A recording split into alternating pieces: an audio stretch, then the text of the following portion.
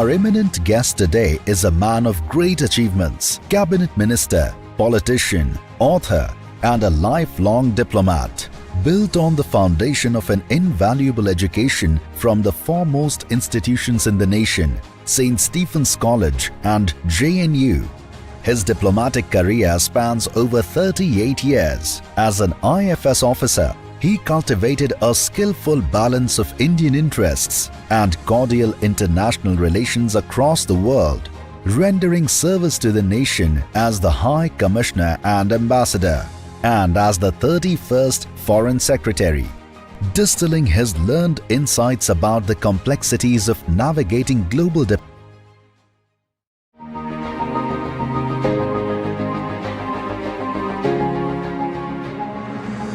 Our eminent guest today is a man of great achievements, cabinet minister, politician, author, and a lifelong diplomat. Built on the foundation of an invaluable education from the foremost institutions in the nation, St. Stephen's College and JNU.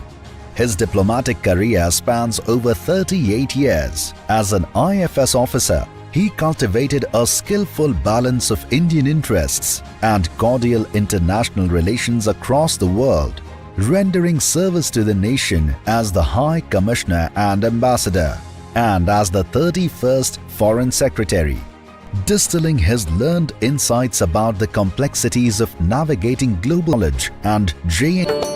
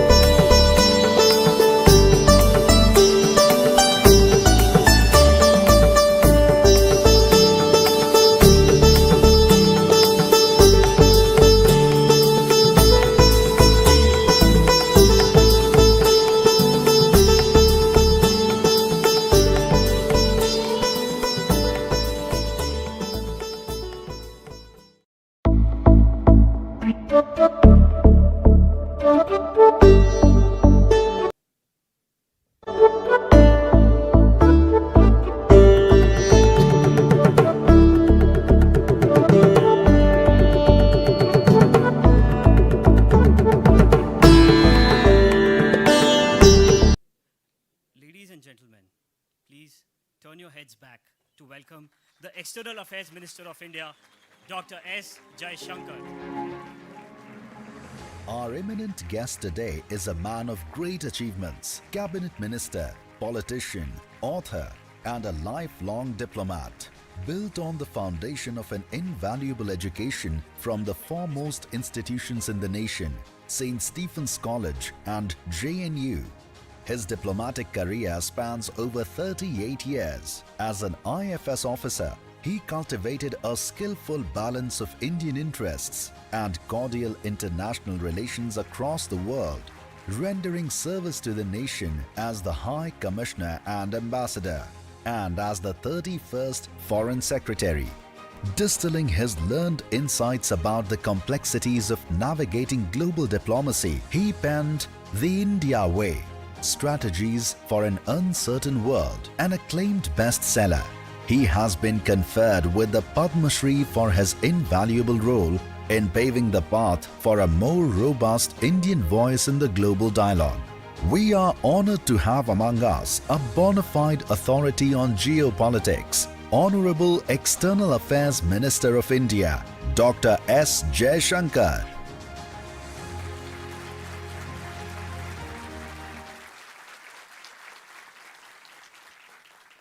As is the Bharatiya tradition, we seek blessings of our gods before the start of any good work. I invite Dr. Jaishankar and Manthan patron Shri Manish Ji Nuwal, Samir Ji Bendre and Vijay Ji Chauthaiwale for Deep Prajwalan and Pushparchan to Prabhu Shri Ram.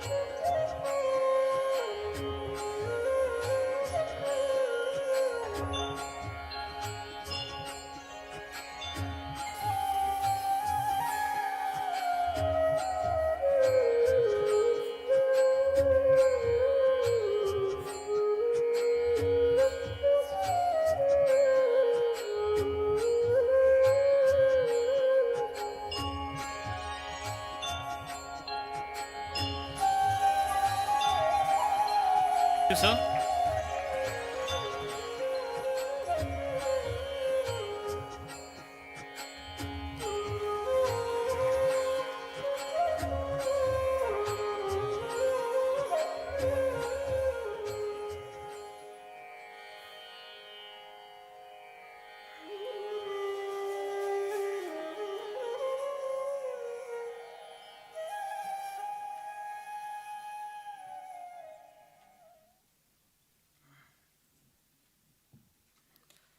Geopolitics.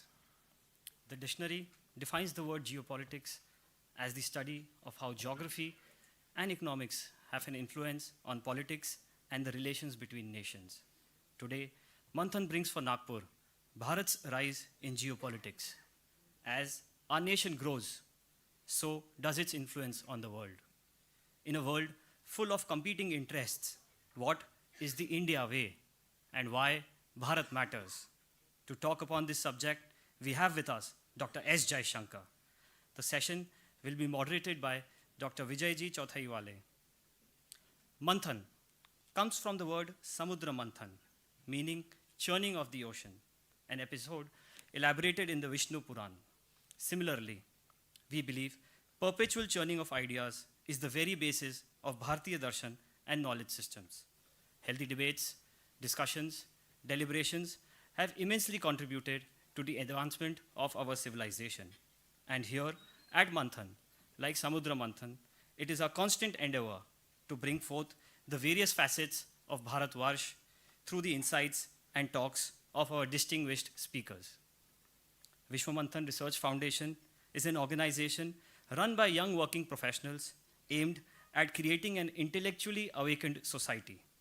In the 5 years of Manthan Talks, we have organized 35 such sessions with distinguished speakers like archaeologist K.K. Mohammed, historian Minakshi Jain, Vikram Sampath, authors Advocate J. Sai Deepak, Amish Tripathi, spiritual leaders like Shri M.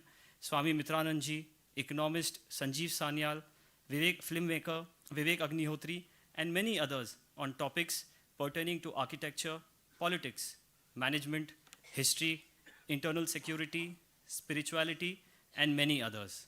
The activities of the Research Foundation includes intellectual sessions like these, book publishing, internship and training, student conclaves, and a book club. It is our honor and gratefulness on part of Dr. S.Jaishankar, the Honorable External Affairs Minister of India, to have accepted our invite and agreed to enlighten us with his wisdom here at Nagpur. Dr. S.Jaishankar is India's External Affairs Minister since May 30th, 2019. He is member of the Upper House Rajya Sabha of India's Parliament from the state of Gujarat. He was Foreign Secretary from 2015 to 2018, Ambassador to United States, China, Singapore, and Czech Republic. He has also served in other diplomatic assignments in embassies in Moscow, Colombo, Budapest, and Tokyo. He was also President Global Corporate Affairs at Tata Sons Private Limited from May 2018. Dr. S. Jaishankar is a graduate of St. Stephen's College at the University of Delhi. He has a Master's in Political Science and an MPhil and PhD in International Relations from Jawaharlal Nehru University, Delhi.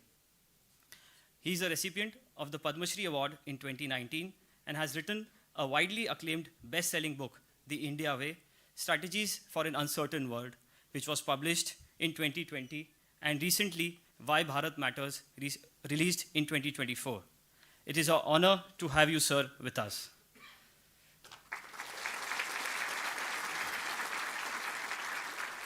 I request Shri Manishji Nuwal, our Manthan patron, to welcome Dr. S. Jaishankar ji with a murti of Prabhu Shri Ram and a shela which is handcrafted by the bunkers of Nagpur.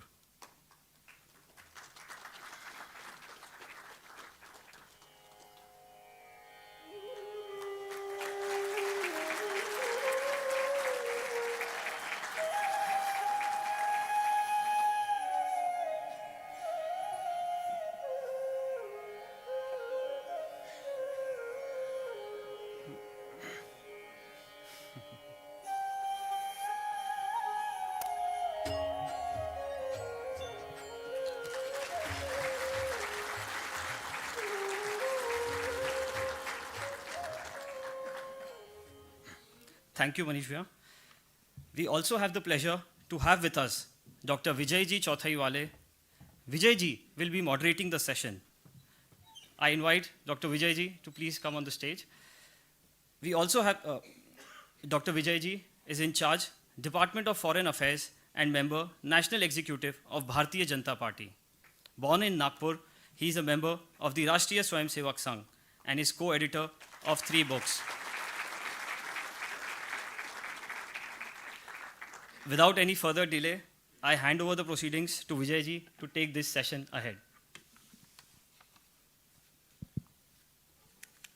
Namaskar. First of all, it's a matter of great pleasure for me to have Dr. Jaishankar here. It is a long awaiting wish for each one of us, and particularly for me, being born and brought up in Nagpur. So it is a matter of immense personal satisfaction, and so gratitude to you. So few days ago, when we were discussing about how to structure this program, he had a very innovative idea, as always he is. He said that, Vijay, why can't we make this program a conversation with Dr. Jaishankar, rather than me giving speech and then followed by a question-answer session. So I like that idea. I actually requested him that he should at least talk for 5-10 minutes to set the context. But he said, no, we just have a jump start to question-answer.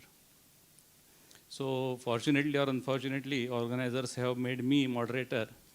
So taking advantage of it, so a couple of questions I will start with, and then floor is open to everyone. Sir, you were telling me that this is your second visit to Nagpur, first being in 1978, when he came to meet his father-in-law, your Wife's grandparents. wife's grandparents, who couldn't attend their wedding, and because they were quite old, so they came here to meet them. So, and then in 2024. And in last many years, in your diplomatic career, you have met Modi ji in various positions. I guess your first meeting was in China, when you were ambassador there and he visited as a Gujarat chief minister. Then of course, you were ambassador in US, when there was a first visit of Narendra Bhai Modi as a Prime Minister of India. And then of course as a Foreign Secretary and now Foreign Minister.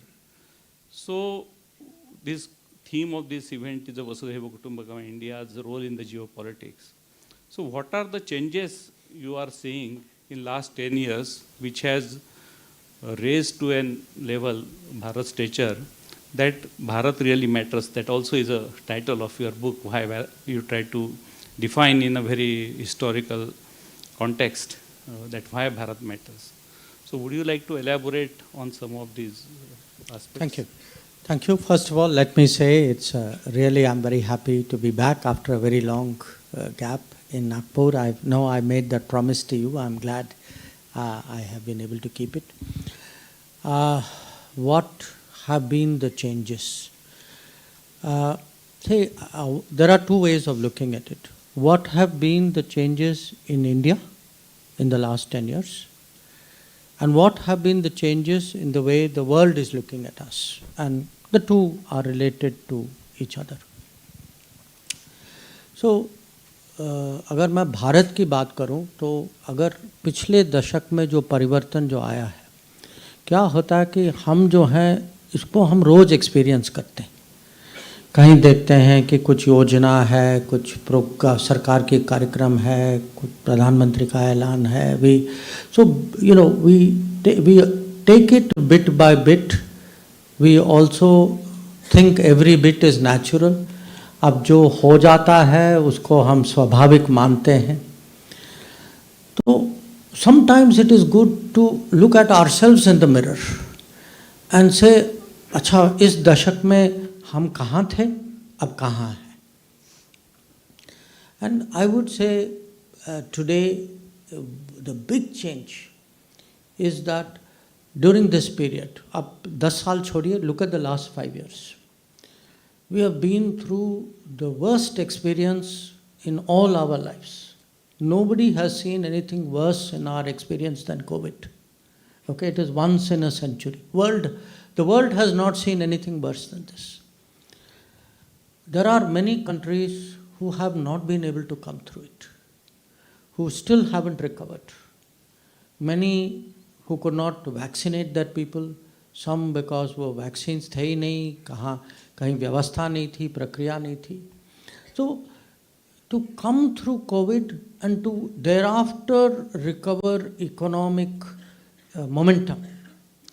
Today, if we are after COVID again the largest growing economy in the world, I think that itself is a very big change.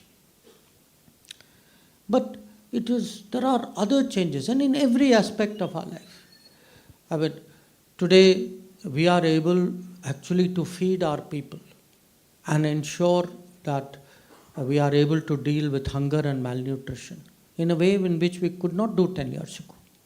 That every month, 80 crore people in this country get food grains from the government.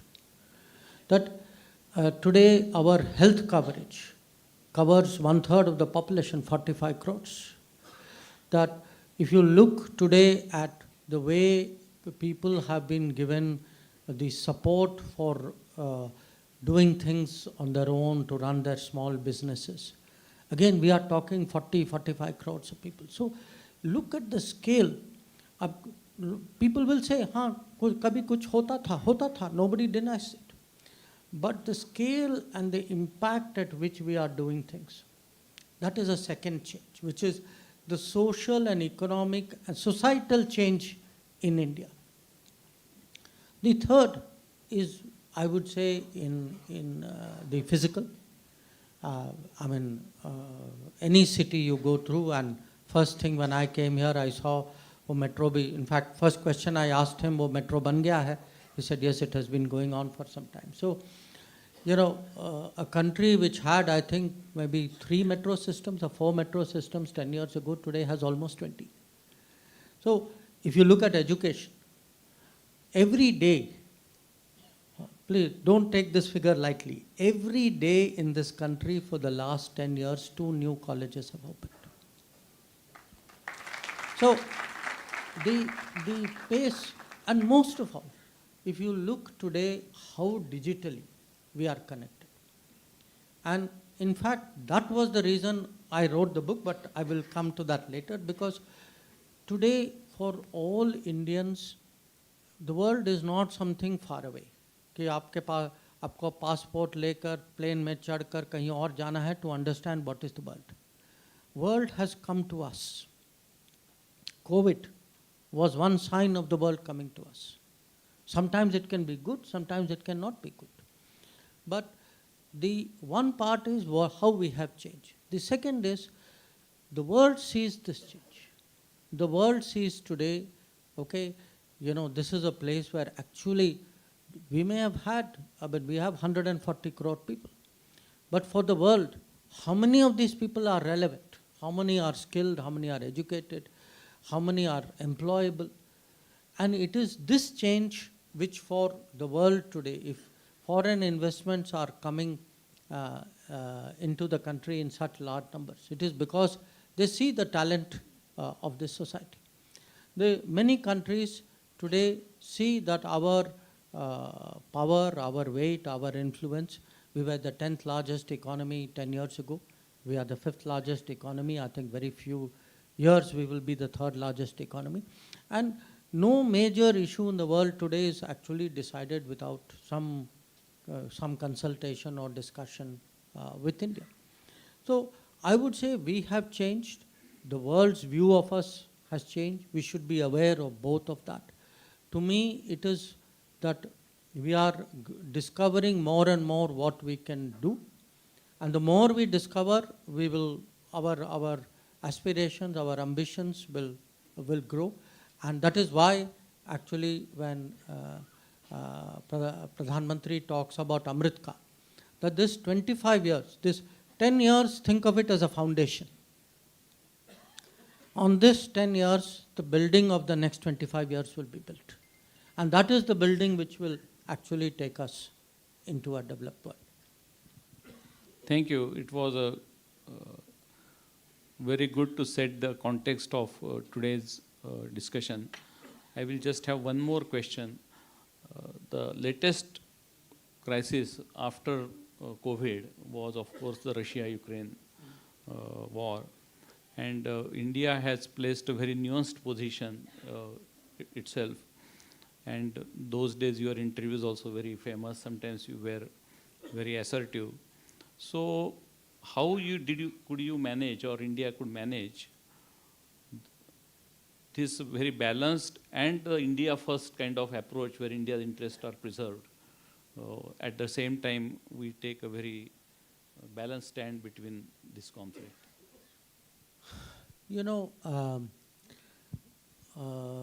The Ukraine conflict was of course, a challenge for us, for many other countries. I think the first problem was to convince, or at least not convince, at least put before the Western countries that their experiences and their assessment of Russia is not the same as ours. That for us, our experiences with Russia in the last 70, 80 years have been positive. Theirs may or may not be. So for them to say straight away, Russia is this, Russia is that, and therefore all of us should agree. We will agree on the basis of our experiences and our assessment. I think that itself was not so easy to do. It wasn't so easy to do because the Western world for years feel today they will say, Vijayji, you are a good person, we are all supposed to agree. Tomorrow they will change their mind, we are all supposed to agree again. So the fact is, how do you make your own judgment, And so this is first I would say like a theory or the intellectual part of it. The second was a very practical issue. कि उनके यहाँ से दबाव था कि हम रूस से तेल ना खरीदें. Now, अगर आप देख रहे हैं कि what is happening in the world, because they were not buying now from Russia, these countries were now buying from same supplier we are buying from. So, this is not rocket science कि अगर उसी supplier के पास 5 customer के बजाय 10 हों, you know now what the supplier will do. वो तो तुरंत अपना कीमत तो बढ़ाएगा. So, for us, actually we had to manage oil prices. There was no option other than to look at Russia. In fact, I even argued with them saying, look, I agree, I'm doing it for India, I am India's foreign minister, that is my job. But I'm even helping the world because if I don't buy from Russia, for every country, total oil market will become very tight and more expensive. So I am actually not only solving my own demand, my own problem, but I am doing it in a way in which it is actually good for the global economy. Now, some people understood it, many people did not understand it, and what the tactic is कि आपको बुला के ऐसे जैसे हम बैठे हैं, वो बुला के then they will start hectoring you, they will start pushing you कि is this right, is it wrong, do you agree, do you not agree. Now you have to, at this stage, either you bend or you are silent, or you tell them saying that look, I don't, first of all, my experience is different, my understanding of Russia is different, my interests with you on oil are different. So we have to learn, to stand our position. Now, this may have happened in Ukraine. I can give you a very different example, which is in last few years from 2017. We have built up, we have become members, and there's a grouping called Quad. Now, Quad has grown now. There are 4 countries. They have decided in their common interest कि भाई हम मिलजुल के कुछ काम करें. Now, if the Chinese have objections, now the fact is, at the end of it all, fine, I will listen to their objection, but I will do what is in my interest. Ultimately, my decision cannot be made in China's interest, So, there will be many occasions. ये तो अभी माने खेल शुरू हुआ है. I mean, there will be more,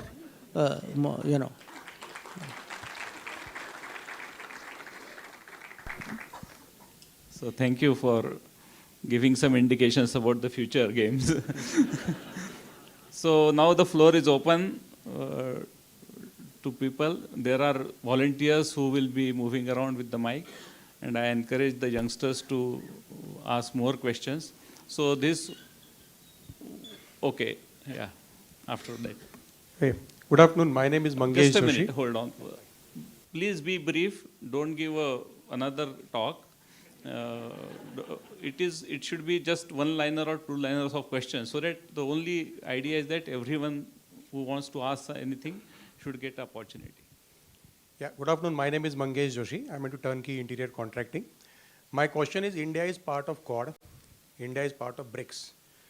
Different sets of countries working together for different things. How complicated is that? It is complicated, but it is not, I would say, not so complicated that we can't do it. See, what is happening with a country like India? After all, what are we? We are, I would say, at least a 5,000-year civilization, the most populous country in the world, physically one of the largest countries in the world, 5th largest economy of the world, who have our nature is to be independent. We cannot and we should not be part of somebody else's subsidiary of somebody else's enterprise. So because we are independent, we have to learn how to manage our interests by dealing with different people. You know. So it can happen. It happens in our daily lives. You know, sometimes you may have some acquaintances, वो उनसे बात नहीं करते, पर you don't want to be caught in that situation. तो मैं आपके साथ भी ठीक रखता हूँ, उनके साथ भी ठीक रखता हूँ, अलग अलग पार्टियों में जाता हूँ. That is, you know, अब सब लोग अपने पर्सनल लाइफ में तो कर लेते हैं ना. हाँ? तो मैं विदेश नीति में वही करता हूँ. That.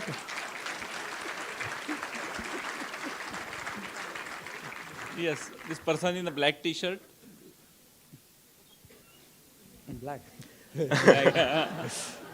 Good afternoon, sir. I'm Joy Agrawal. I'm a 17-year-old high school student, a RISE Global winner, a Diana Awardee, and a TEDx speaker. My question to you is, how does AI affect geopolitics? And second part, India owns 1% of global website domains. How do we ensure that the Bharat narratives still goes on to AI systems while still owning 1%? Thank you. You know, see, we are entering today a very different world. If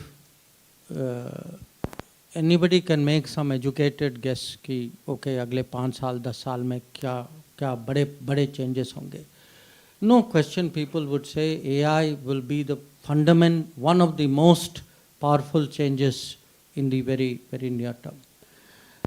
How it will impact, you know, different. I mean, anybody does anything as a profession, AI will have some impact on your life.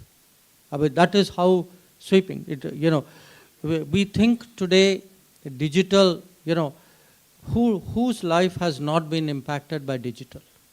Okay, even if you are not a user of digital, even then your life has been impacted because you are somewhere a beneficiary or a.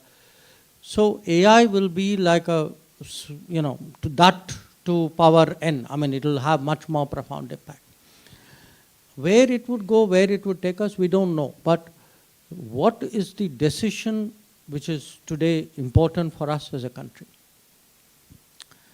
What is the basis of AI? Data. Okay.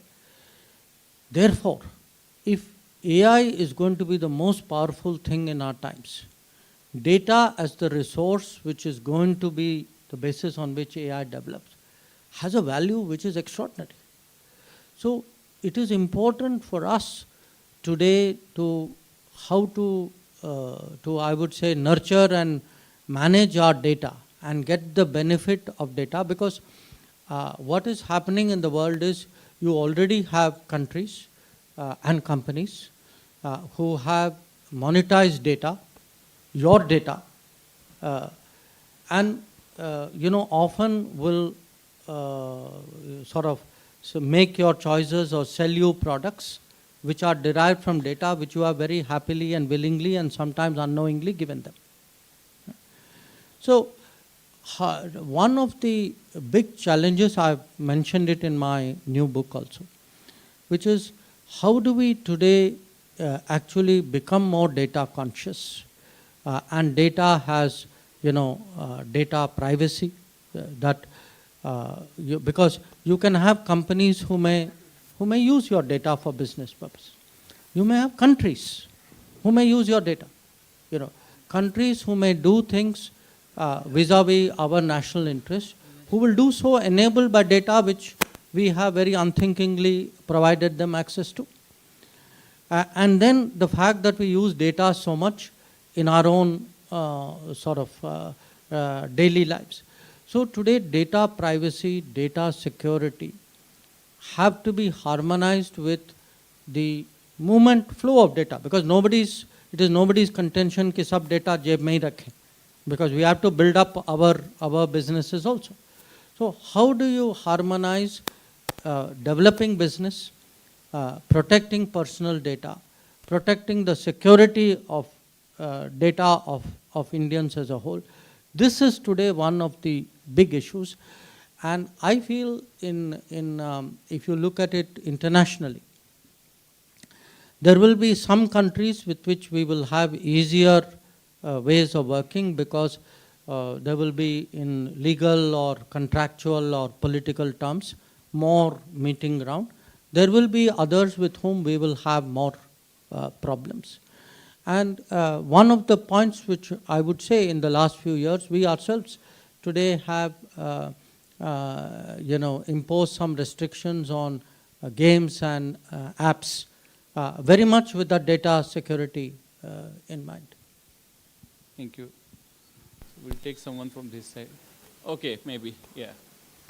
Can you give the mic here? The original black t-shirt has got left behind.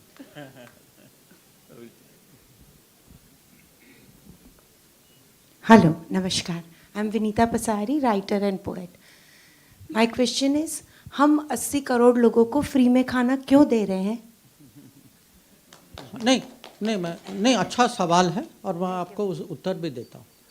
क्योंकि ये 80 करोड़ लोग ऐसे हैं जिनकी आर्थिक समस्या, जिनकी रोजगारी की स्थिति ऐसी है कि वो अपने आप जो उनके न्यूट्रिशन लेवल के लिए जो अनाज, जो खाना जो मिलना चाहिए, वो उनके लिए असंभव है. तो किसी भी देश में सब लोग एक समान के नहीं होते. जब आप अगर विकसित देश की भी बात करें ना, आप कोई भी देश ले लीजिए, यूरोप जाएं, अमेरिका जाएं, आपको क्या कहेंगे हमारे यहाँ सोशल वेलफेयर सिस्टम है. सोशल वेलफेयर सिस्टम माने जिसके पास काम नहीं है तो आप उसको कुछ पैसे देते. जिसके आप कहेंगे सोशल वेलफेयर में हेल्थ है, जो डॉक्टर के पास जाने की उनके पास या तो क्षमता नहीं है तो वो जा नहीं पाते, तो उनको छोड़ दें क्या. या जिनको काम नहीं है, जो मान लीजिए कि कहीं फसल फेल हो गया है, या जिनकी सिचुएशन ऐसी है कि हर समय उनको 3 दिन में 3 रोज़ रोटी नहीं मिलती. तो ये मैं कहूँगा ये हमारी जिम्मेदारी है कि अगर हमें पूरे देश को साथ ले जाना है, अगर हम कहें कि हमारी कल्पना है एक दिन हमारी कि हम विकसित भारत बने, तो हम ये नहीं हो सकता कि 20% देश आगे बढ़े, 30 कहीं बीच में लुढ़क जाए और 50 पीछे रह जाएं. तो हमें सबको साथ ले जाकर ले जाना होगा. और ख़ासकर और ये प्रोग्राम जो है इसकी एक कोई हिस्टोरिकल कॉन्टेक्स्ट भी है. आप जानते हैं कि 100 साल पहले हमारे देश में ये एक महामारी आई थी, स्पेनिश फ्लू. हमारे करोड़ों लोग मरे उस समय, और ज़्यादा मृत्यु जो है वो रोग के कारण नहीं हुआ था, वो भूखमरी के कारण हुआ था. तो जब ये कोविड का समय आया, आप याद करिए कि कितने लोग जो हैं बिना काम के रह गए, कितने लोग अपने घर गए. तो हम उनको उस स्थिति में छोड़ सकते थे क्या? तो ये हमें तो बल्कि गर्व का विषय होना चाहिए कि हम जो हैं आज हमने अपना न्यूट्रिशन लेवल बढ़ाया है. और ये मैं कहूँगा इसकी बहुत साउंड इकोनॉमिक्स भी है कि इसका लाभ आपको रूरल इकोनॉमी में दिखाई देता है. कि आज हमारी रूरल इकोनॉमी की ग्रोथ अगर आप देखें कि जो अनाज आपको कभी अब 10, 15, 20 साल पहले आप याद करें, लोग कहते थे कि अनाज खरीद के गवर्नमेंट जो है वो साइलोज में रखती थी, वहाँ सड़ते थे वो. तो अब सड़ने के बजाय ये सर्कुलेशन में, और अच्छे इसका जो लक्ष्य जो है वो है कि माने आप किसी को, no one should be left behind, not in health, not in nutrition, not in food access. How can we say we want to be developed country and there hungry people? Yes, that the student in the tie. Yes, you can stand up. Yeah, this one. Just a minute. After that, yeah. Please go ahead. नहीं, ये go ahead. Mic ले लो. आप वैसे ही बात कर सकते हैं. Sure, sir. So my name is Satya Prakash, and I'm an Indian Revenue Service Officer of 2023 batch, sir. Some 7 of us are here. And sir, my question is, sir, the United Nations Security Council hasn't been able to prevent the wars ever since it was set up. I mean, most of the wars. but some of the members have successfully prevented the entry of India or India getting a permanent seat in the UNSC. So with your years of experience, sir, how do you construe the relevance of the UN system, number one, and secondly, what should India do in this regard?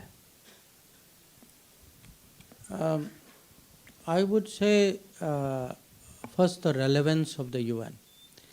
You know, the UN used to be more relevant in 1950s, 60s. Huh? But what happened was, as the number of countries grew, and those 5 who were the self-selected chaudharis of the system, they actually, see, it was easier for them to dominate a smaller number of countries between whom there was a big gap, that their power or their authority was there, rest of the world was there. What has happened in the last 30, 40 years?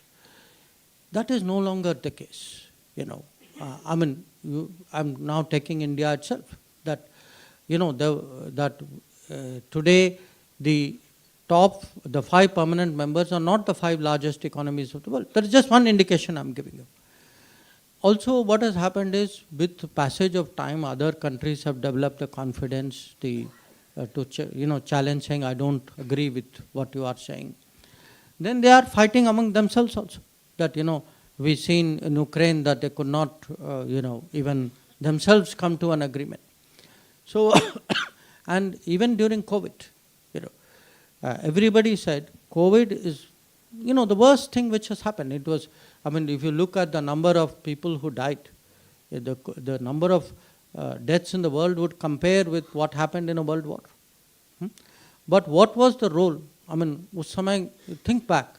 Did anybody think UN was going to help anybody in COVID? So the fact is, in many ways, the limitations of UN are showing.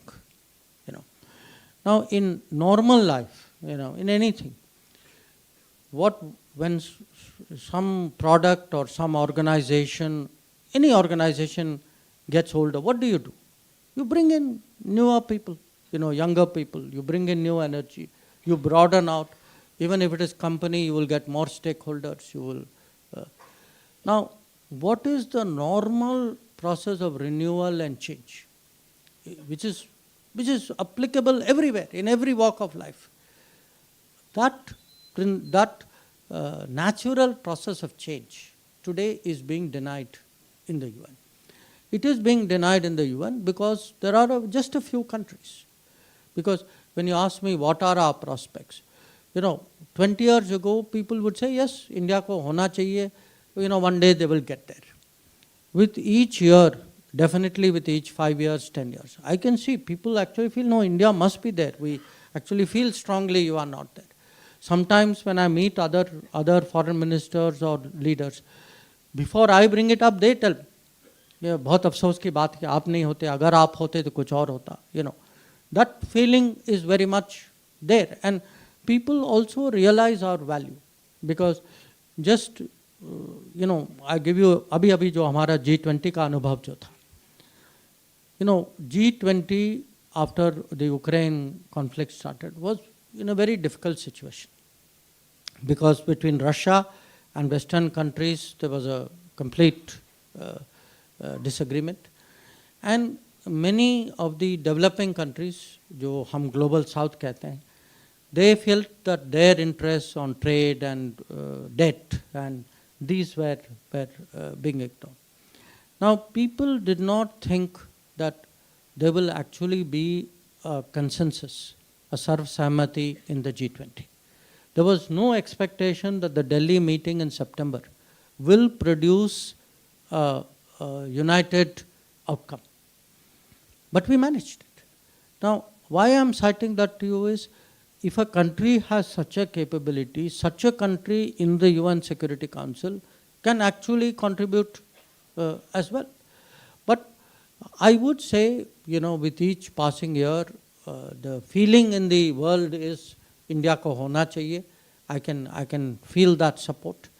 Like in many cases, you have to continue, you have to persevere. The world does not give things easily and generously. कभी कभी लेना भी पड़ता है. So we'll have to keep moving on.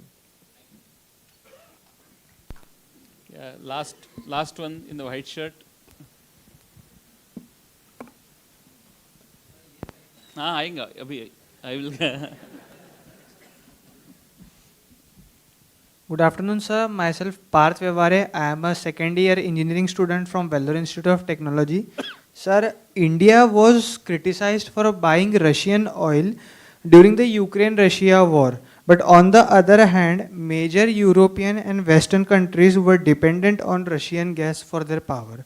Sir, so my question here is it due to the past stance of India that India always gets criticized for putting up its interest first? So let me ask you a reverse question. Which country does not put its interest first? So of course each country puts its interest first. Okay. तो हमारा इसमें दोष क्या है? So look, हम जो हैं we are actually hesitant. Somewhere we feel it is I don't know, diplomatic or good manners, or we must get along with people. So somewhere we tend to hesitate from saying what we should be saying. I since you raised this India First, this book which I have just brought out, I started looking, where has this term, who all have used this term? I found a very interesting person. And I will even read out to you that particular quotation. That a person who says that, we keep fighting for the rights of China. This is not an exact quotation. India was fighting China's battle for permanent membership of the UN Security Council. This championing by India has created problems with the United States and has jeopardized our own relationship with the United States. So this person asks the Prime Minister of that day, saying, why are we putting some other country's interests ahead of ours? It will interest you to know, the person to whom question was asked, you will all guess was Pandit Nehru. But it will interest you to know the person who was asking the question was Dr. B.R. Ambedkar. That he is actually very, very troubled. He is very troubled by, he's not saying, he said, I don't agree, disagree, but we should approach another country with our interests as the forefront. And somewhere in our tradition, I think that has not been as strong as it should be. I'm not saying we never did it, we did it at times, but not as clearly as other countries do. That, even as you are saying, if you ask them saying, भाई आपने कहा तेल नहीं लो तो आप gas क्यों ले रहे हैं? इसे नहीं आप नहीं समझते, हमारे यहाँ पब्लिक ना वो नहीं मानेगी अगर हम गैस बंद कर देंगे, तो हमारी पब्लिक मान जाएगी कि हम तेल नहीं लें, पर आपकी पब्लिक नहीं मानेगी कि आप गैस न लें. So that is a kind of a, I would say, a mentality. And it is today, to me, this is part of the self-confidence today that we need to develop. It is not my view that we should go around, necessarily fighting with the rest of the world and arguing with everybody. But I think where our interests are concerned, we should be very clear and be prepared to both advocate it and defend it strongly. Okay, a lady in the, yeah, please go ahead. I will, after this. Yeah. जय Hind sir. Sir social media पे आजकल कई तरह के narratives होते हैं जिसमें भारत को अलग अलग तरीके से लोग इवैल्यूएट करते हैं. आपके अनुसार आज के यूथ में वो कौन से इंडिकेटर्स को फॉलो करना चाहिए जिसके बेसिस पे वो खुद का एक परसेप्शन और खुद का एक थॉट प्रोसेस बना सकें? देखिए, एक तो मैं सबसे पहले मैं यूथ को कभी मैं एडवाइस नहीं देता क्योंकि वो जानते हैं क्या करना है और क्या नहीं करना। हाँ? और मुझे पूरा भरोसा है उन पे कि अगर जो अमृतकाल में देश आगे जो ले जाएंगे विकसित भारत की तरफ, मुझे पूरा भरोसा है कि युवा पीढ़ी, भारत की युवा पीढ़ी ये कर पाएगी। अब और ये भी आप पूछ रहे हैं सोशल मीडिया में, वो तो माने डबल प्रॉब्लम है। तो नहीं, सोशल मीडिया देखिए, सोशल मीडिया जो है इट इज़ अ रियलिटी। कुछ लोग हैं जो हमारे पीढ़ी के हैं जिनके लिए इसके माने एडजस्ट करना उतना आसान नहीं है, क्योंकि सोशल मीडिया में लोग बहुत खुल के बात करते हैं, अपना ओपिनियन देते हैं और ऐसे देते हैं जैसे अगर वो न्यूज़पेपर में लिखते या कहीं कैमरा में भी देते, वो और माने कहूँगा क्या अपने थोड़े ज़्यादा सेल्फ कंट्रोल के साथ कहेंगे। तो पर मुझे लगता है कि हमारे यहाँ ये एक किस्म से ये एक नई एनर्जी बन चुकी है और ये एनर्जी जो है एक न्यू हमारी डेमोक्रेसी को भी बहुत मजबूत बनाती है, क्योंकि डेमोक्रेसी होता क्या ultimately it should be a platform for discussions. तो I no advice but good wishes.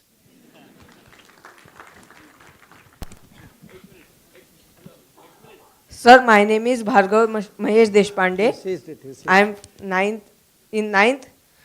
My question is, sir, do you think the harsh relation between India and China will affect the all important relation between the two countries, or the relation will break down, or it will be vulnerable?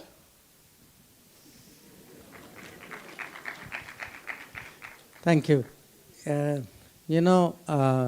पिछले सालों में India China के बीच में things have not been good and not been easy.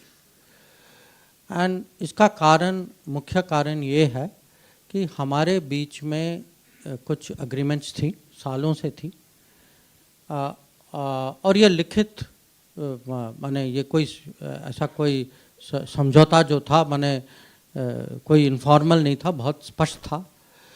और ये था कि हमें अगर अपने बॉर्डर में पीस और ट्रैंक्विल, एक तो जब तक पड़ोसी हों आपस में, जब तक सीमा में पीस और ट्रैंक्विलिटी ना हो तो जो रिश्ते जो हैं आगे बढ़ने की संभावना नहीं है। तो ये उनको भी पता था, हमें भी पता था, इसीलिए। और अगर आप देखें जब से हमारी रिश्ते जो हैं नॉर्मलाइज हुए हैं, 62 में युद्ध हुआ था, उसके बाद 14 साल लगे हमें एक एम्बेसडर वापस भेजने में, उसके बाद 26 साल लगे 62 के बाद पहला प्रधानमंत्री गया, राजीव गांधी जी गए, चीन गए, और 93 में और 96 में 2 अग्रीमेंट्स हुई थी, उसके बाद भी हुई थी 2005, 6, 12, 13। और इसका जो निचोड़ ये था कि दोनों साइड जो हैं वो जो लाइन जो बनी है, क्योंकि हमारी सीमा जो है वो म्यूचुअली अग्रीड नहीं है, कि दोनों साइड जो हैं वो फौज कोई संख्या में फौज नहीं लाएंगे वहाँ, और अगर कोई मूवमेंट भी होगी इस संख्या से ज़्यादा वो दूसरे साइड को बताएंगे और तभी मिलिट्री मूवमेंट होगी।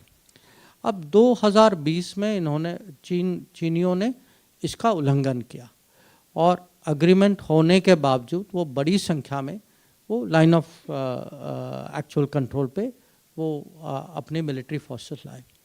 और उसके बाद आप जानते हैं कि वो गलवान में वो घटना हुई और अभी भी हमारी भी फ़ौज वहाँ, और ये मोदी जी ने कोविड के समय में, जब आप जानते हैं पूरा लॉकडाउन चल रहा था उस समय देश में, तो लॉकडाउन के स्थिति में तब भी हमने मिलिट्री मूवमेंट की, और बहुत माने बड़ी संख्या में मिलिट्री मूवमेंट की, और तब से हमारी फोर्सेस भी हैं वहाँ, उनकी फोर्सेस भी हैं, आमने सामने हैं वहाँ।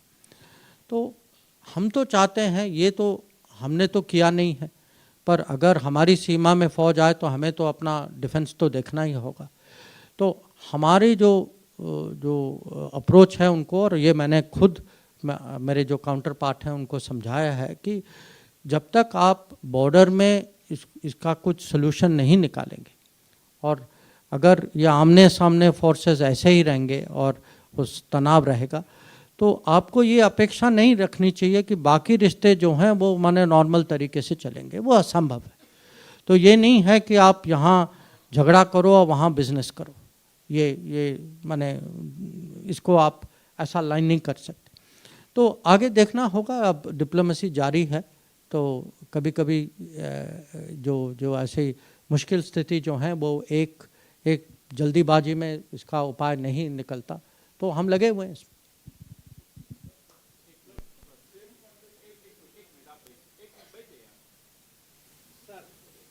नमस्कार, मेरा नाम है दिलीप कामदार। I represent a group of hospitality business Naivedya Naam.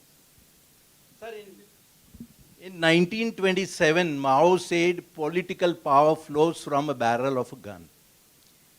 About 50 years later, the same country probably started saying political power flows from the barrel of an economic gun. But sir, all to your credit and to the current Prime Minister, we must say that India has been winning friends and influencing nations across the world over last few years. What is the new paradigm, sir? You know, I think power flows from many barrels. And not, economic barrel, I agree with you, especially because I think we have not given it the kind of attention that we should. That today, if you look at the last 10 years, I'm sure many of you would be from the business world. You would have seen in your own companies or maybe in companies people producing things in India which they were importing from outside. It was possible for us to have produced it even before. It is possible for us to produce even more in the future. But we need, we need a leadership and a vision and a national commitment. That, when I go around, somebody today asked me how many countries have I been to. I have not counted, but I know it is more than 100. And I have lived in 8 countries in my life. I see in many countries, people take great pride saying, this is made in my country, this is my product. Jo gift jo dete hain, bahar jate hain, people will give you, most countries will give you gift which is made by them. So until we increase our production, until we as Indian consumers also buy our production, we will not grow our industry. Now it will not be easy to do, because business people will say, sir, वो China में 15% कम या 50% कम पे मिल रहा है, तो मैं यहाँ से क्यों खरीदूँ? And they have a point, because as a business person, you will say, I'm not doing national duty, I'm doing business. But even for business, I would say in the long term, you have to think, how long are we going to depend on other countries and their cheap machinery? Because one thing we saw in COVID, you remember, मैं January 2020 की बात कर रहा हूँ. We were looking at that period before the lockdown. That time there were 5 or 6 ministers. I was one of them. Prime Minister told us, you are the group dealing with COVID. हमारे health minister थे Dr. Harshvardhan. So under him, so myself, Hardeep Puri ji, Mansukh Mandviya ji, there were 2 others. Now, when we actually examined what was our capability of dealing with COVID, उस समय ना mask बन रहे थे, ना PPE बन रहे थे, ना वेंटिलेटर बन रहे थे, ना दवाई बन रही थी. I mean, we were looking actually at a state of manufacturing in India which was truly frightening.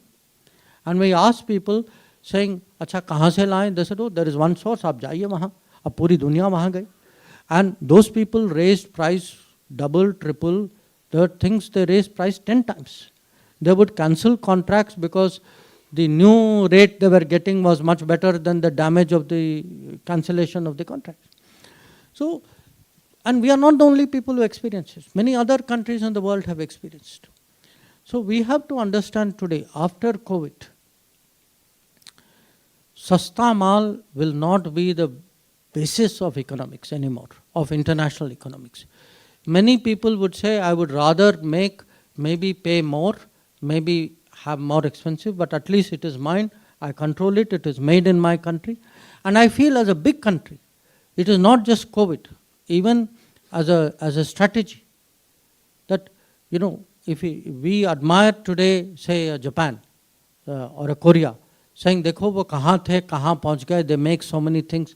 You don't become world leader immediately in some area. You have to grow step by step. But to do that, we have to somewhere build up our economic strength. Without economic strength, because I hear this argument sometimes saying, you know, we are not capable of manufacturing.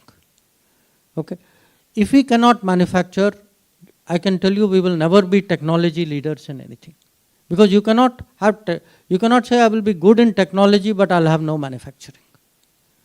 So, and if you are not good in technology, that means in the race of the next 100 years, you are giving up. You know. And same, the other part, I would say another barrel is a very important barrel, cultural barrel. That countries also make just, you know, like you came and said, you know, my brand is this. Countries also have a branding. And countries' branding is their culture. That we, you know, if you see, we often very readily accept what is a cultural practice of some other country. There's nothing wrong with it. I'm not against other cultures. But I would say we should also practice and propagate our own culture. So today, I see the results. You know, first time when Prime Minister Modi proposed कि हम UN में जाएं and we move this International Day of Yoga. I don't know how many people took it very seriously. I mean, even I would say honestly, even I was only half convinced इसका क्या परिणाम होगा, कितना impact होगा. Today, when I see how much in 10 years, how mainstream it has become across the world. There are many, even our wellness practices, that if there are many things we will take, we will do it at home. Somewhere to other people, it looks very strange because we have never made an effort to explain to them what is, may not even be Ayurveda, it may even be daily practices that we follow. So in fact, somebody today asked me even about festival, saying, पूरी दुनिया जो है Christmas मनाती. Nothing wrong with it. But we should make an effort, पूरी दुनिया दिवाली भी मनाए.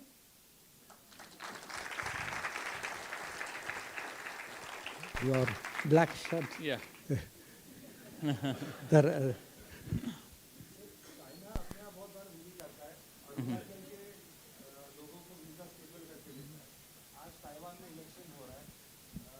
तिब्बत का गवर्नमेंट हमारे यहाँ we have the Tibet government in exile and finally China is the, अगर इंडिया को geopolitics में राइज करना है, that is the gorilla in the room. How do we counter it and what are we doing in election in Taiwan, maybe helping Tibet free, Mansarovar अपने यहाँ कब वापस आएगा and so on. A long question, I'll give you a very short answer. Buy my book. You'll get all the answers there.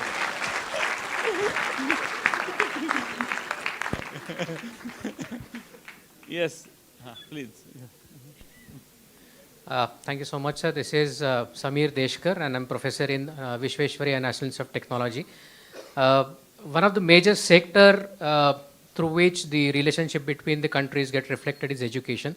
We have many young minds migrating to countries. In fact, that's the first reason we migrate and then settle and on the job.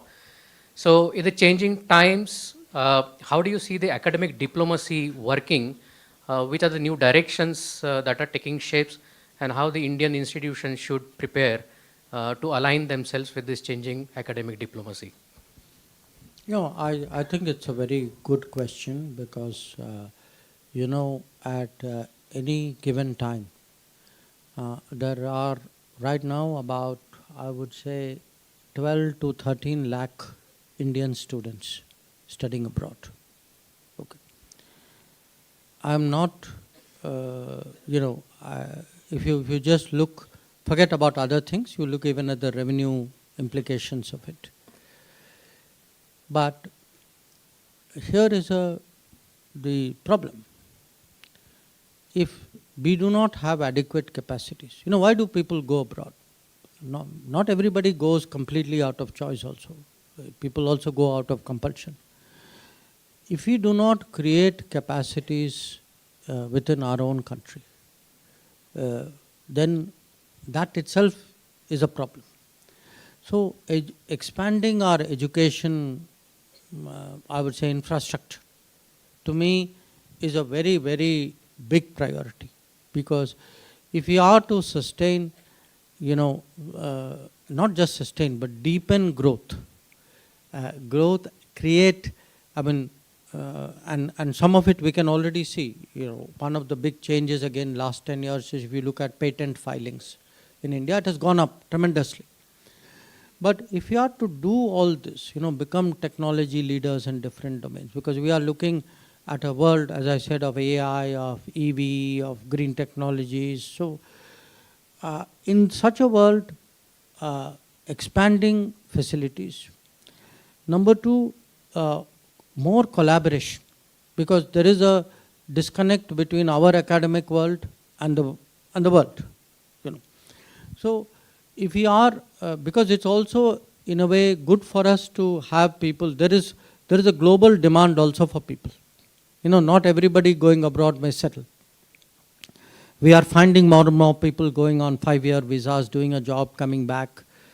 So to me, more institutions, improving quality of institutions, that is also very big, because our quality is very, very uneven.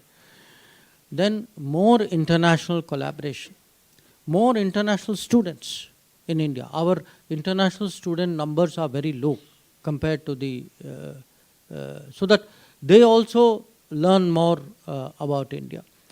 Then tying the education much more closely than we have normally done to employment.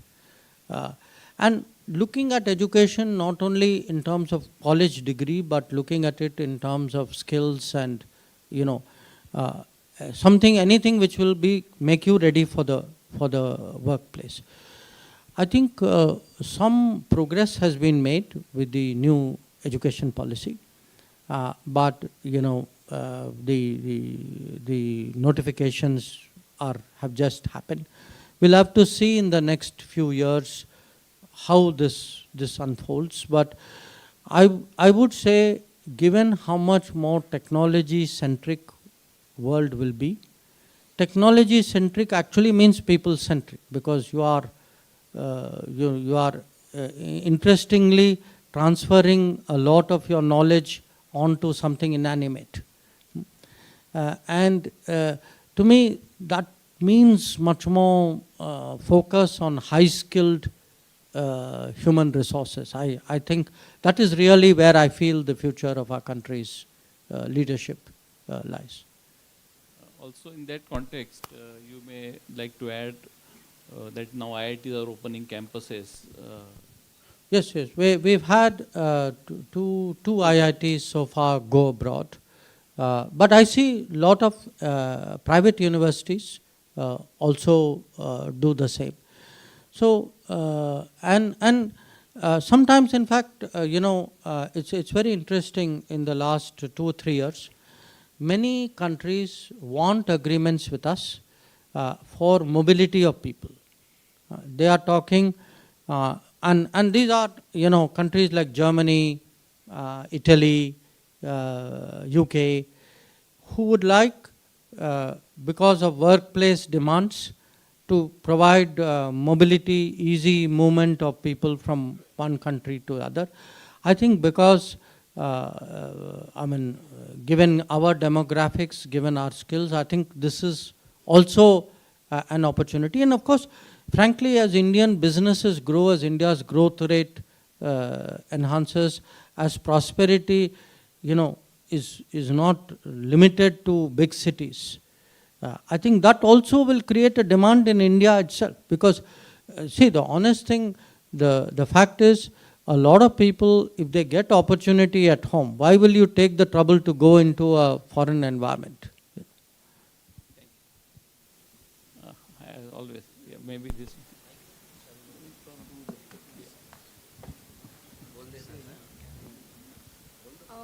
Hello, I am Aditi Godbole and I am currently pursuing BTech. So my question was, as we all know that we are the fifth largest economy and globally emerging leaders, but despite of all of this, most number of Indian passports were surrendered last year as compared to the previous years. So why do you think that we as a country face this problem of brain drain, or why do you think people still suffer from the colonial mindset?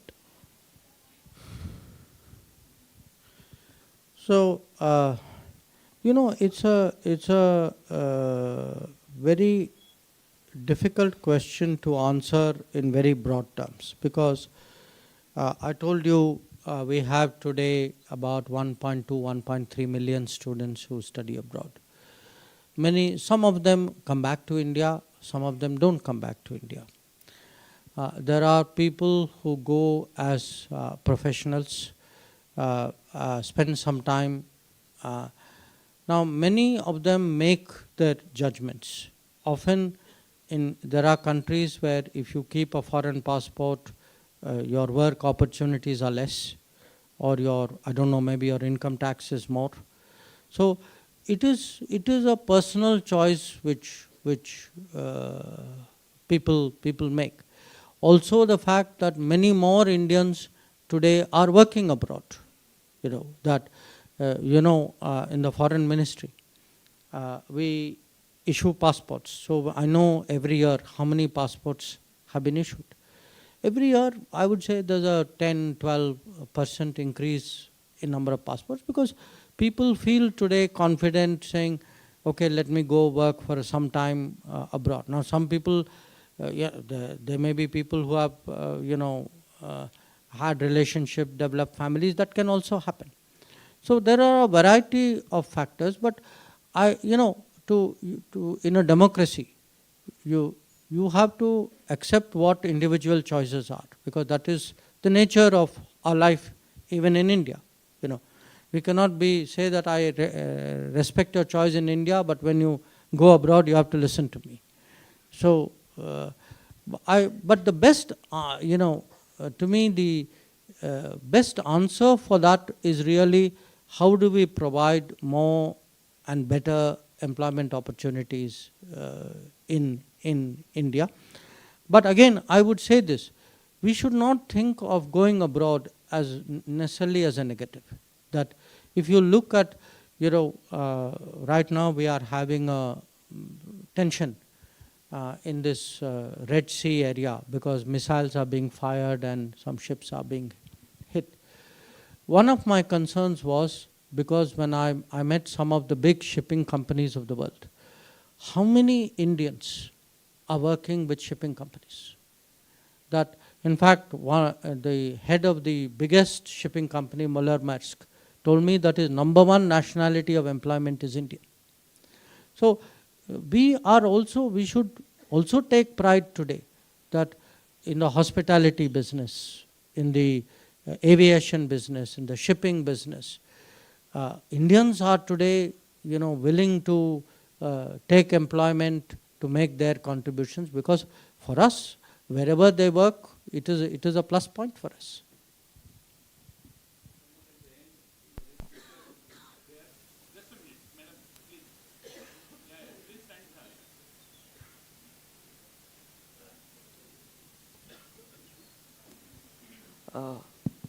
Hello, good afternoon, sir. I am Rajesh Salpekar. I am a final year law student at the National Law University of Nagpur. Now, recently, sir, we have seen that there is some rift with Maldives, and the Out India campaign was the undertone lying underneath.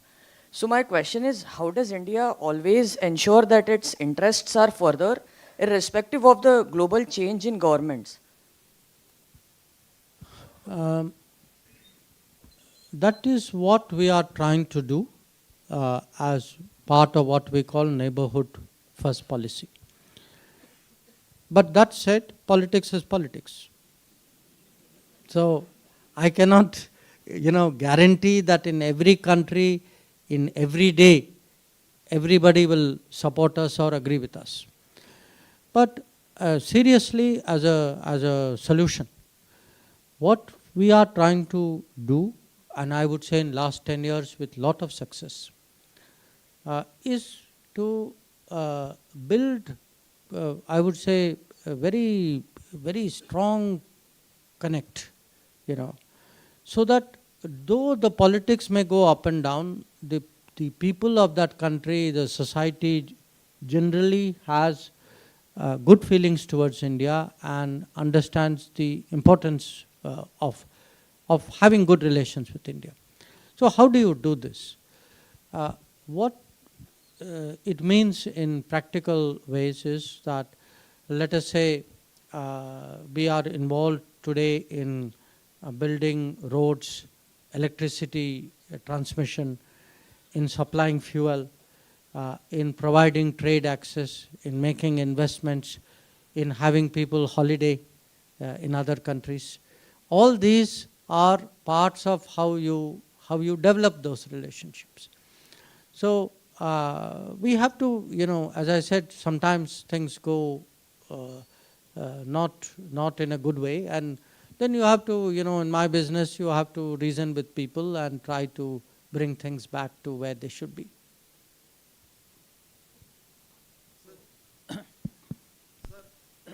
Yeah, I have one question in this context. In last your tenure as a secretary and then now as a minister for the last 9 years, can you highlight 3 or 4 biggest achievement of India's foreign policy which will have very long-term impact?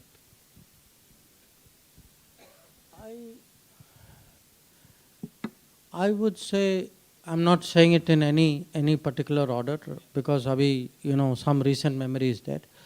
I would say one, how much today our relationship has changed in the Gulf. And it was most visible when the UAE president came just now to Gujarat. That, we've historically, for centuries had close relations, because monsoon would bring people up and down.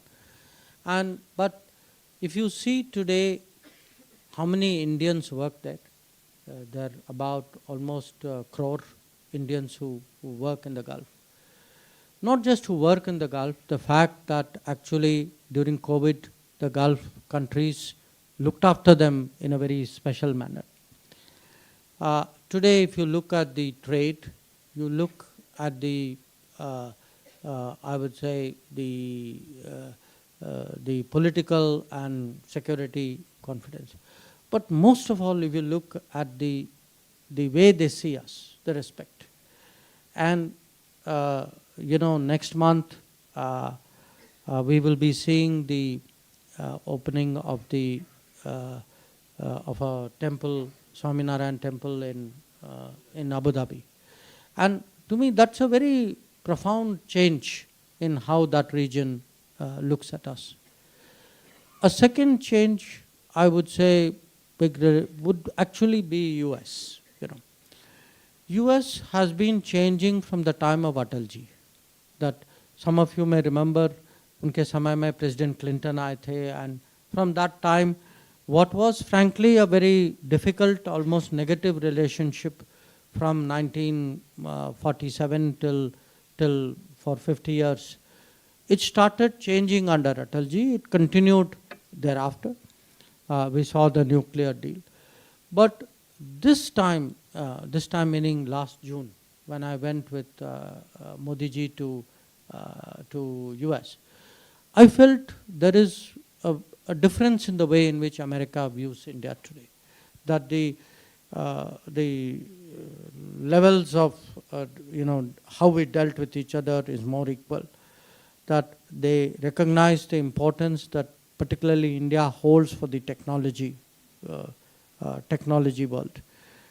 And that the enthusiasm of American business for India has also changed. They were never very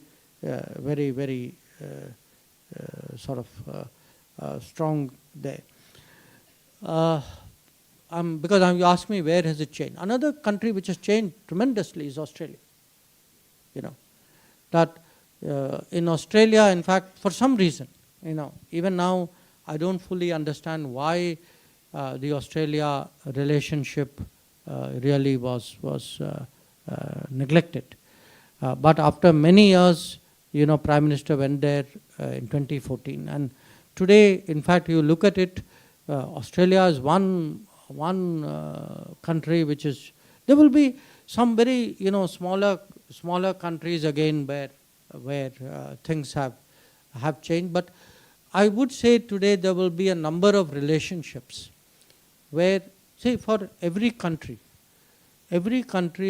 you need one, you know, most reliable friends, okay, little bit less, but the more you have a group of people, group of countries who will support you on issues that are very, very important for you, it makes a very big difference. So, you know, some years ago, when Article 370, the abrogation took place, two countries, I will not name them, two countries made an effort to take it to the UN Security Council. Okay. What surprised them was, UN Security Council के 15 member होते हैं, 5 are the permanent, 10 are non-permanent. We were not members of the council. So, in a sense, your case was being heard, but you are not in the room.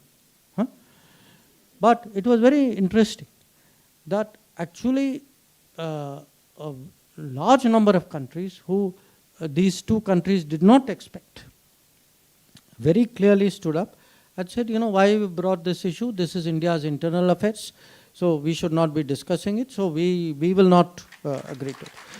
So even today, you know, they may be very small, you know, population-wise. Some of them may be very small countries. You know, in one case, it was a country with whom we did not even have an ambassador. So I promised them that day that I said, look, I will make an embassy, I will send an ambassador, I will come personally there to thank you.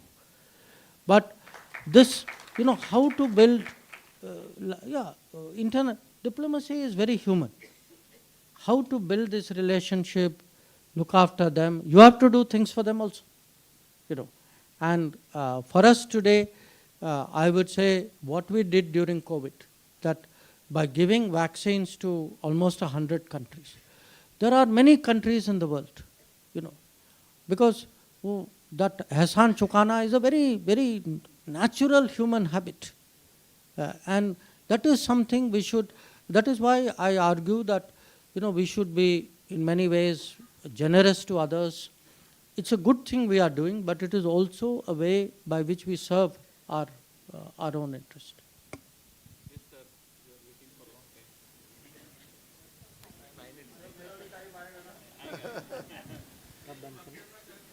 Sir, हमारी सनातनी व्यवस्था पुरुषार्थ की है और उस व्यवस्था के अंतर्गत यदि हम मुफ्तखोरी को और फ्री बांटने वाली व्यवस्था को यदि बढ़ावा मिलता है, जो पिछले 20 साल में बहुत ज़्यादा मिला है, तो जो पुरुषार्थ करने वाले लोग हैं उसकी निराशा को आप लोग कैसे डील करेंगे? नहीं, देखिए ऐसा है, मैं जो आपकी बात है मैं बिल्कुल समझता हूँ, पर मैं आपको ये भी कहूँगा कि जो हम, अगर आप पूरे देश को आप परिवार की तरह देखें, हम सब चाहते हैं कि परिवार में कोई पीछे न छूट जाए। सबकी कहीं ना कहीं ये नहीं है कि कोई आलसी था या निकम्मा था, कुछ लोगों को अपॉर्चुनिटी मिलती नहीं। तो जो ये समावेशी जो अप्रोच जो है कि, क्योंकि मैंने ये देखा है, देखिए मुझे पॉलिटिक्स में उतना समय नहीं हुआ है, पर तब भी जब मैं जाता हूँ और ख़ासकर मुझे एक ज़िला की जिम्मेदारी दी है वहाँ गुजरात में, मेरा अनुभव है कि आप थोड़ा लोगों को हेल्प करें, वो खुद उनको उस हेल्प से कितना वो आगे उनकी सामर्थ्य निकलती दिखाई देती। और जब तक आपने उनको वो चांस नहीं दिया, आपको पता भी नहीं था कि लड़की में या उस लड़के में वो टैलेंट था। तो मैं कहूँगा कि एक अंग्रेजी में कहते हैं ना कि इक्वल अपॉर्चुनिटी, हमें अपॉर्चुनिटी का भी देखना चाहिए कि आप इसको समझिए कि जितना अब ये मुद्रा लोन जो है अब, और एक और भी लोन प्रोग्राम है स्वानिधि, ये अनसिक्योर्ड लोन्स, पर इसकी रीपेमेंट रेट से आप हैरान होंगे कि ये नहीं कि लोग पैसा लेके भाग जाते, इसकी रीपेमेंट रेट माने 85%, 90% अनसिक्योर्ड लोन पे। तो मैं कहूँगा कि भरोसा करिए देश पे। So last two questions for one with a light mobile. Yeah, please go ahead. Go ahead.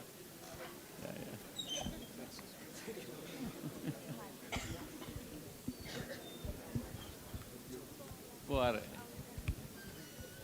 Sir नमस्कार, मैं अमर इंदुरकर। आप भारत के विकास के लिए सभी मोर्चे पर लड़ रहे हैं। इसी समय आपको भारतीय समाज से क्या अपेक्षा है और आपका स्वदेशी के बारे में क्या मत है? और आखिरी प्रश्न, हम पीओके कब घूमने जा सकते हैं?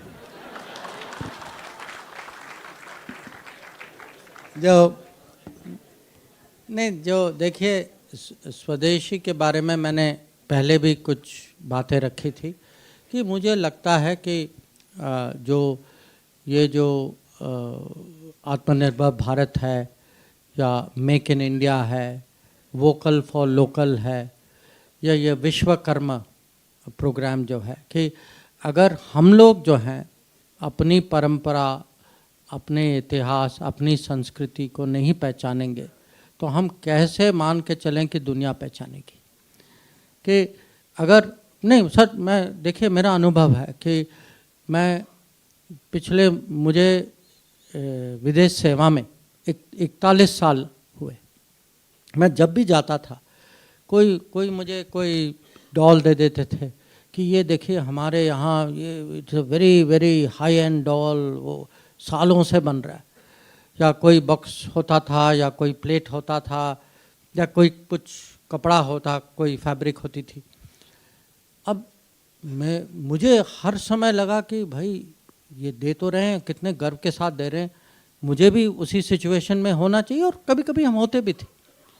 अब पिछले सालों में हमने ये निर्णय लिया है कि जो भी हम देंगे, ये हम जो वन डिस्ट्रिक्ट वन प्रोडक्ट है उसके प्रोडक्ट्स जो हैं, या जो हमारे यहाँ, जैसे जब मैं गुजरात का संसद सदस्य बना तो मैं गुजरात के जो वहाँ का जो ट्रेडिशन, क्राफ्ट वर्क, जो क्लॉथ वर्क जो है वो मैं देता था, और मैं लोगों को समझाता था कि ये क्या है। तो ये जो है इकोनॉमिक्स, कहीं tradition, culture, economics, production, manufacturing, ये सब का एक कनेक्शन बनता है। जब हम आत्मनिर्भरता की बात करते हैं तो ये एक किस्म से एक माइंडसेट है।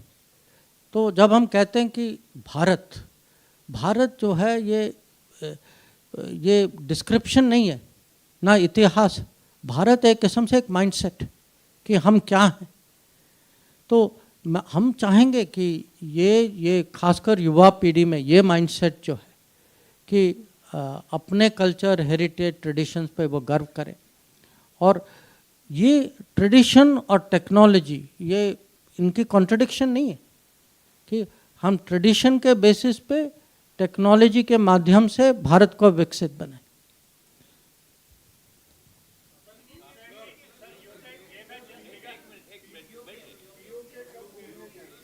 Next question.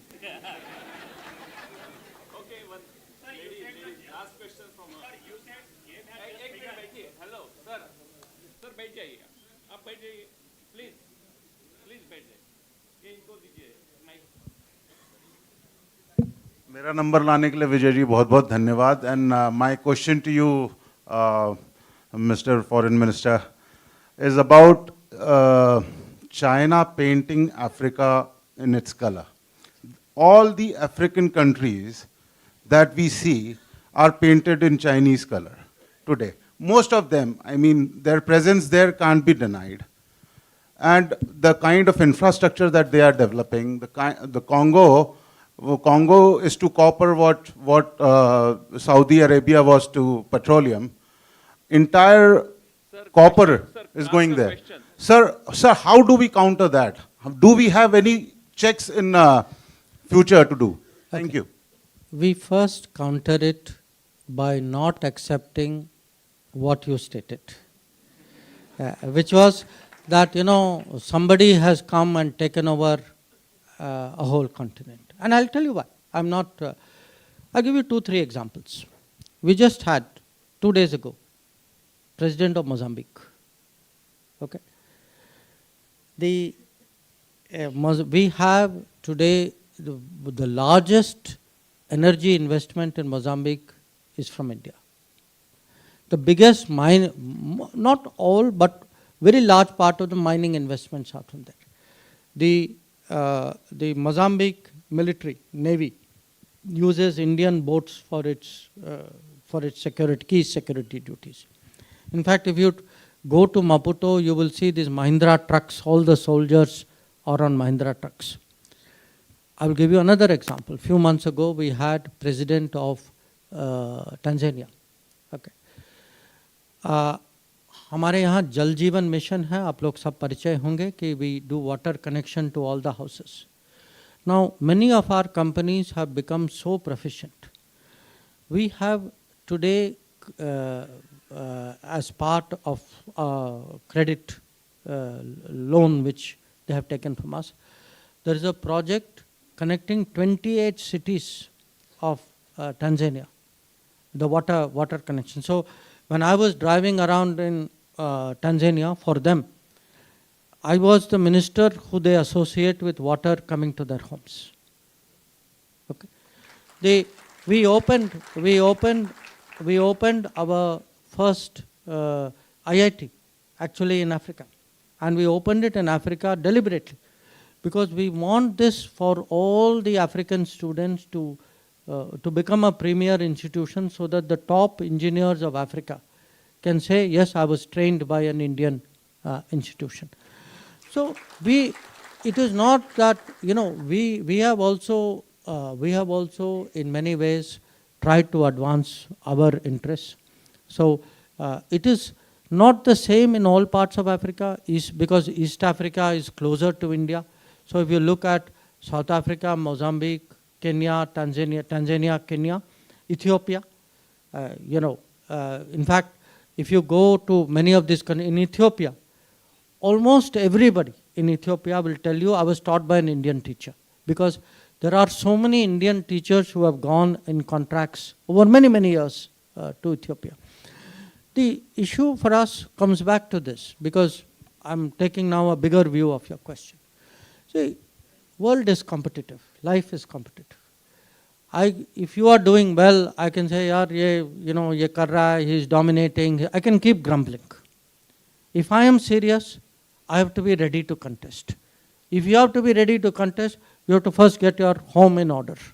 You have to get, the country moving. You have to get infrastructure. You have to get manufacturing.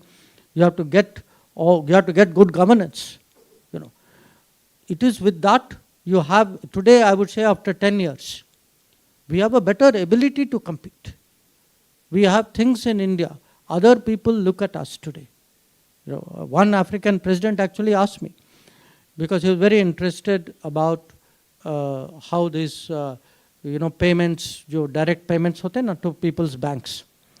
And then he himself said, look, we have the same system, and he used the same word. Hamare yahan itni leakage hoti hai.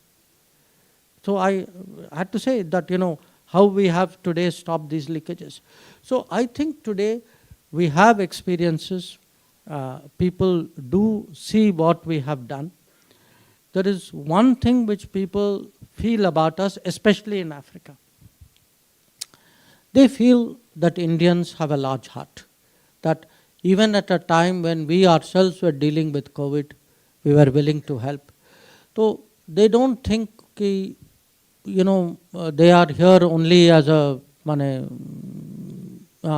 that I think we have today, जो प्रधानमंत्री कहते हैं, that try to establish yourself as a Vishwa Mitra I think that is today what we are trying to do. And the stronger we are at home, I can tell you the more success I will have abroad. So thank you. So friends, this conversation can go for many more hours, but we have to stop somewhere, and it's time to stop. He has to catch a flight, and next time we will have one more session like this. But and tomorrow he is flying to a very interesting country, Iran. So I am sure there are people who want to interact with him before he flies out. So we will have to take a hard stop here. One thing I always say in these kind of sessions, that what is the biggest achievement of Prime Minister Modi as far as foreign policy is concerned and Indian citizens are concerned. And I say that Prime Minister Modi has democratized Indian foreign policy.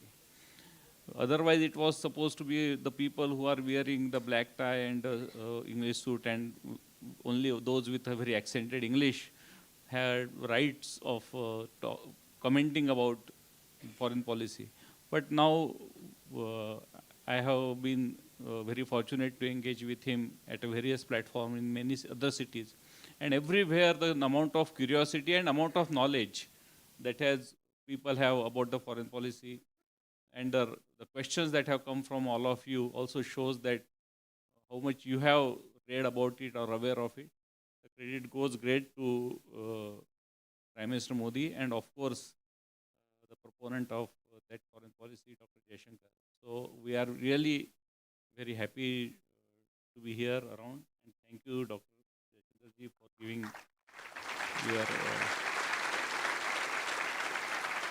your valuable time. We know that he has many more things to do for India and for country. And on behalf of all of us, thank you very much. And I hope that we will continue these engagements in future too. Thank you.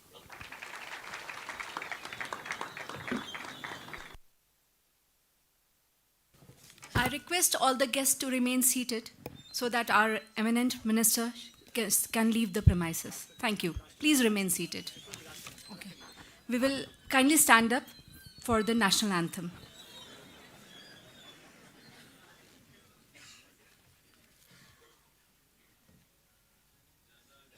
Jana Gana मन अधिनायक जय हे भारत भाग्य विधाता पंजाब सिंध गुजरात मराठा द्राविड उत्कल बंगा विंध्य हिमाचल यमुना गंगा उच्चल जलधि तरंगा तव शुभ नामे जागे तव शुभ आशीष मांगे गाहे तव जय गाथा जन गण मंगलदायक जय हे भारत भाग्य विधाता जय हे जय हे जय हे जय जय जय जय हे